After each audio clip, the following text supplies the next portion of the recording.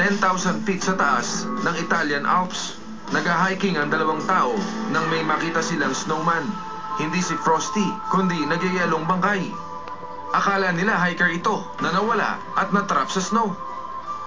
Pero matapos i-defrost at imbestigahan sa laboratory, 5,000 years old na pala ito. Sa paligid ng bangkay, natabunan din ng snow ang mga simpleng armas nito na yari sa bato at copper. Ito ang kauna-unahang pagkakataon na nakatagpo ng mami na ganong katanda at ganong kaganda ang kalagayan. Tinawag siyang Otzi. Nabuhay nung Copper Age sa pagitan ng 4,000 at 2,200 years BC. Ang kanyang palakol ay halos purong copper at isang halimbawa ng pinakamagandang pagkakapreserve sa buong mundo. 47 years old siya nung pumanaw. Blue ang mga mata at may arthritis. Pinag-aralan ng laman ng tiyan niya at nalaman ang huling kinain niya: tinapay at karning usa at kambing. At ang dahilan ng kanyang pagkamatay, akala ng lahat na tsempuhan siya ng biglang pag-snow kaya nanigay sa lamig. Pero matapos ang 10 taon, in-x-ray si Otzi.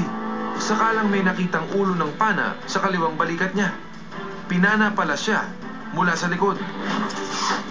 At nung suriin ulit ang mga kamay niya, nakita ang mga gasgas dito na malamang ay nakuha niya sa pakikipag-away.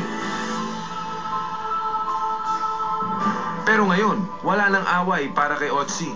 Rest in peace na siya sa freezer na laging 22 degrees Fahrenheit para lalo pang tumagal ang buhay. Sa mga nakakuha naman sa kanya, ayos na ang buto-buto. Ang ultimate amazing story natin ngayong gabi, Valley of the Kings, Egypt. Libingan ng mga naghaharing Pharaoh, gaya ni Ramses. Sa loob ng 200 years, wala nang nahukay na nicho na di pa nililimas ng mga magnanakaw. Pero ayaw sumuko ng British Egyptologist na si Howard Carter. Simula 1917, 5 years siyang hinanap ang libingan ng batang hari na si Tutankhamen. Malapit nang maubos ang pasensya ng amo niya, ang mayaman na si Lord Carnarvon ng England. Pero biglang sinuwerte sila sa isang liblib na bahagi ng lambak. May nahukay silang hagdanan na tumuloy sa pintong nakasara. November 26, nung buksan ni Carter ang pinto na 3,000 taong hindi nagagalaw. At ang laman ng kwarto ni King Tut, kayamanang ginto-ginto.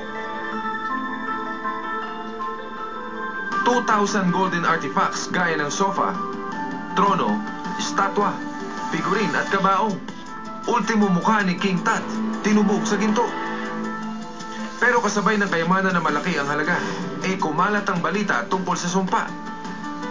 Sino mang pumasok sa libingang yon ay mamamatay sa di maipaliwanag na dahilan.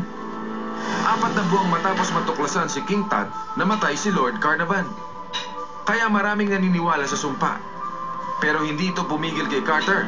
Naungkatin pa ang 6 na taon ang libingan ng batang hari na pumanaw sa edad na 19. Nakalampas sa kanya ang isang detalye kung paano namatay si King Tut.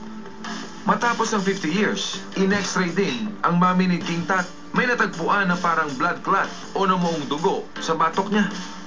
Maaring dito siya hinampas ng isa sa maraming kaaway ng pamilya nila. Ano pa man ang katotohanan, nagkaroon tayo ng silip na di matatawaran. Silip sa magarang buhay ng mga Pharaoh ng Ehipto.